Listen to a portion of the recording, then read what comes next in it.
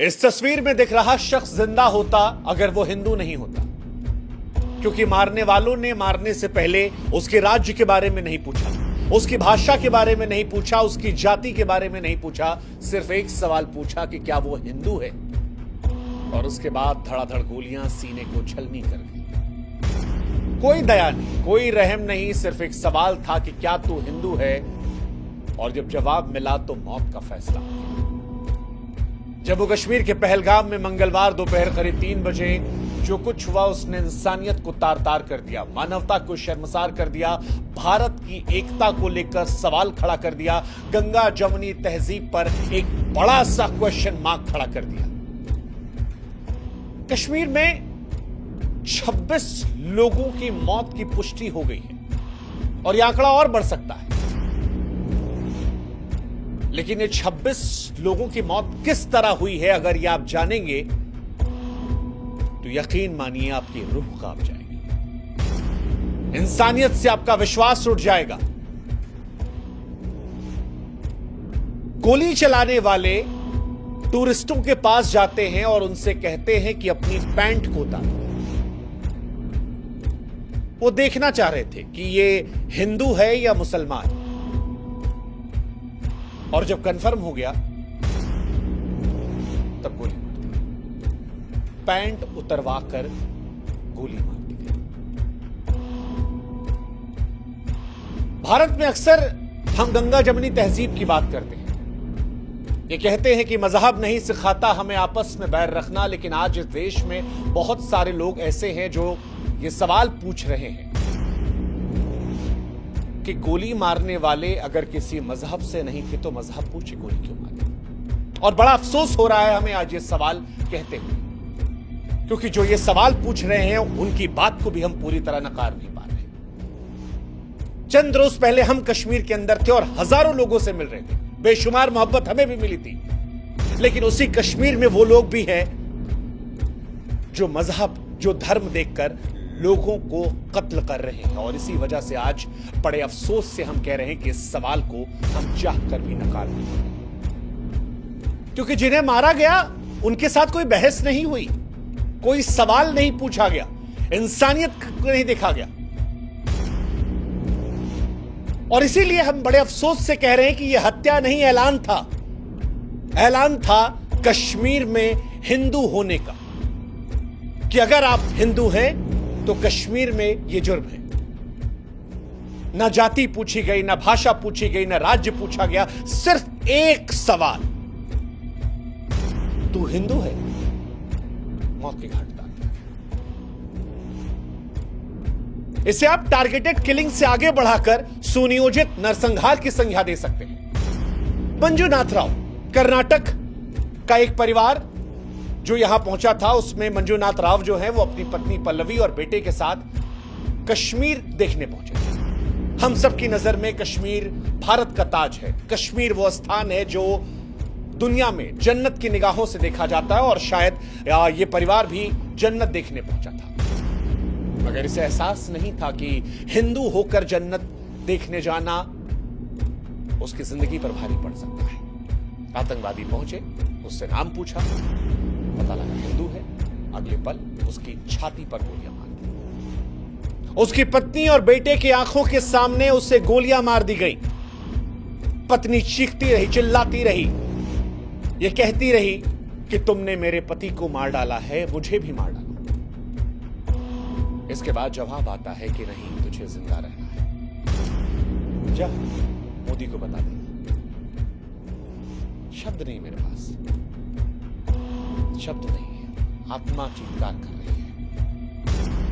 हम इस देश में दिन रात संविधान की दुहाई देते हैं। संविधान कहता है कि हम सब एक हैं, बराबर हैं, मगर आतंकवादियों का संविधान, वो कहता है कि हिंदू काफिर है, उसे सांस लेने का हक नहीं।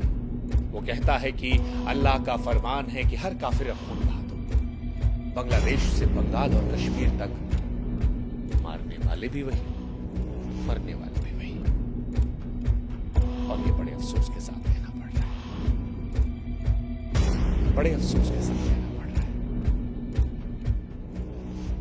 है। ऐसा नहीं कि इस आतंकवादी घटना के जरिए इस देश के हर मुसलमान को हम निशाना बना रहे हैं, लेकिन आज इस घटना का जो विरोध नहीं करेगा सवाल उस पर उठेगा, क्योंकि आज ये हत्या मजहब की वजह से हुई है।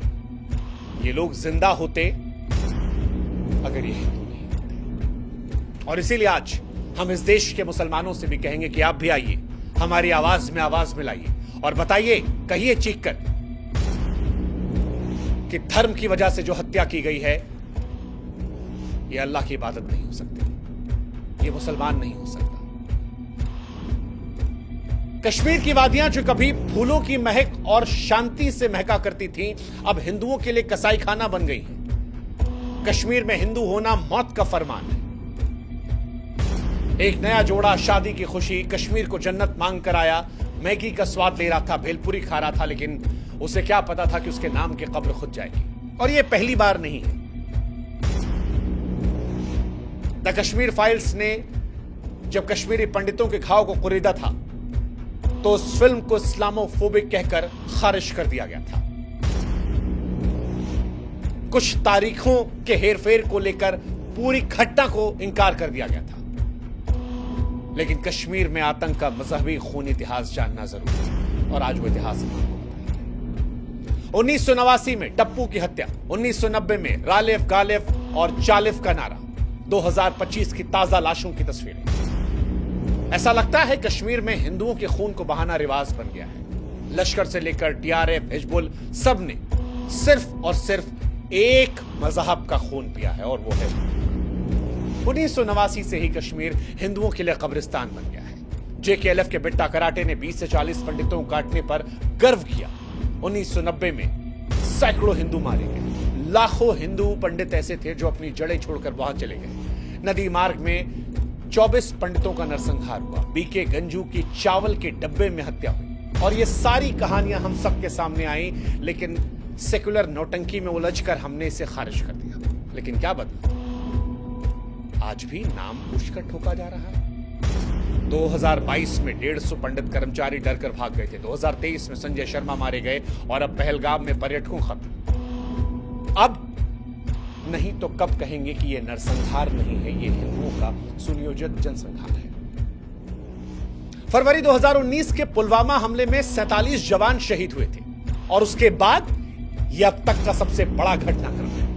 आतंकवादियों ने एक बार फिर हिंदुओं को ही निशाना बनाया है और यह संयोग नहीं, सुनियोजित साजिश है। दरअसल हिंदुओं का खून बहाना आतंकवादियों का शौक बन चुका है।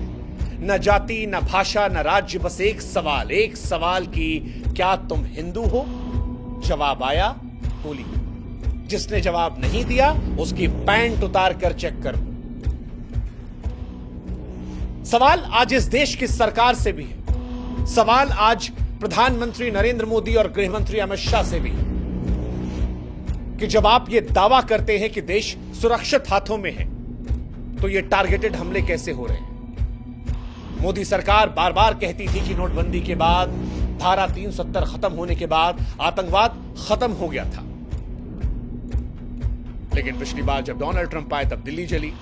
अब अमेरिका का उपराष्ट्रपति आया है तो कश्मीर में खून बह रहा है। क्या ये सब संयोग है?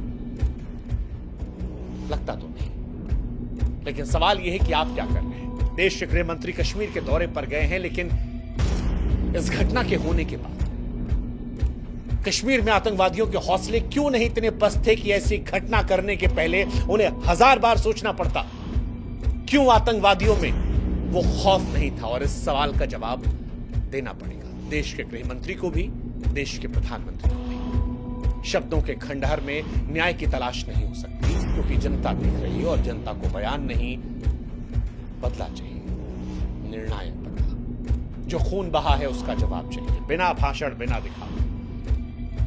कश्मीर में अगर हिंदू होना गुनाह बन गया है तो फिर सरकार की खामोशी पर सवाल उठेगा, क्योंकि सरकार आपको यह जवाब देना पड़ेगा कि आप देश चला रहे हैं या लाशें गिन रहे हैं। और अगर मोदी सरकार के भी राज में हिंदू की पहचान उसकी मौत बन जाए तो फिर किस शांति की बीन बजाई जा रही है? सोचेगा। यह हमला लश्कर ए तैयबा के संगठन द रेजिस्टेंस फ्रंट द्वारा किया गया था। जम्मू कश्मीर के पुलवामा के बाद यह सबसे बड़ा हमला था जो मजहब के नाम पर हिंदुओं का खून बहा रहा था। इन सब के बीच हम सब खामोशी से देख रहे थे। सड़कों पर हिंदुओं का लहू बह रहा था। पहलगाम का जो हमला है वो रूह कपाने वाला है। लेकिन अब बहुत हुआ और इस बात को खुलकर कहना होगा कि अब बस करो। अब निर्णायक लड़ाई लड़ो सरकार। और आप जो आज हमें सुन रहे हैं, जो चुप हैं वो भी दोषी हैं, जो डरते हैं बोलने से वो भी पहलगाम के इस खून में जिम्मेदार हैं। जो लोग आतंकवादियों की भाषा को विरोध समझते हैं, वक्त आ गया है कि उन्हें भी देशद्रोहियों की कोटि में डाला जाए। अब या तो बोलो और या इस बात का एहसास रखो कि आपकी चुप्पी का बोझ आपके बच्चों की लाशों को उठाने पर भी मजबूर कर सकता है। कश्मीर सिर्फ हिंदू का नहीं बल्कि भारत का मुकुट है और यह हमला भारत की अखंडता, भारत की एकता पर भी किया गया है। अब इस मुकुट पर खून के छींटे और बर्दाश्त नहीं, क्योंकि आतंकवाद एक ऐसा सांप है जो पूरी दुनिया को निगल जाएगा और उसे कुचलना जाना जरूरी है। और कश्मीर में मजहबी आतंकवाद का सच अब सारी दुनिया को स्वीकार करना होगा। यह लड़ाई केवल कश्मीर की नहीं है, केवल भारत की नहीं है, यह मानवता की जंग है। आतंकवादियों, उनके समर्थकों, सहानुभूति करने वालों को बेनकाब करना होगा। सरकार से खाना पूर्ति नहीं बल्कि कड़ी कार्रवाई की उम्मीद होगी। हर आतंकवादी को जड़ से उखाड़ना होगा सरकार। हर एक हिंदू का जो खून बहा, हर एक इंसान का जो खून बहा है कश्मीर में, उसका हिसाब लेना होगा। आप कश्मीर को जन्नत बनाने की तैयारी करो, लेकिन उससे पहले इस खूनी जहर को खत्म करो। देश की जनता चीख रही है, अब और खून नहीं, अब और आतंकवाद नहीं, अब और भारत की अखंडता, एकता पर हमला नहीं। आशा करते हैं कि इस घटना के बाद ऐसी घटना से हमें आपको रूबरू नहीं होना पड़ेगा, और अगर होना पड़ा तो इससे बड़ा दुर्भाग्य देश का नहीं होगा। आशा करते हैं कि जिनका खून बहा है उन्हें इंसाफ मिलेगा। आशा करते हैं कि 140 करोड़ भारतीय एक सुर में सुर लगा कहेंगे कि जो हुआ वो भारत की अखंडता, एकता पर हमला था और भारत मजहबी आतंकवाद की और जो नहीं कह रहा उसके बारे में आपको सोचने की जरूरत है। ईश्वर से हम मृतकों के परिजनों को ढांढस देने और मृतकों के लिए शांति की दुआ करेंगे। ओम शांति। जय हिंद।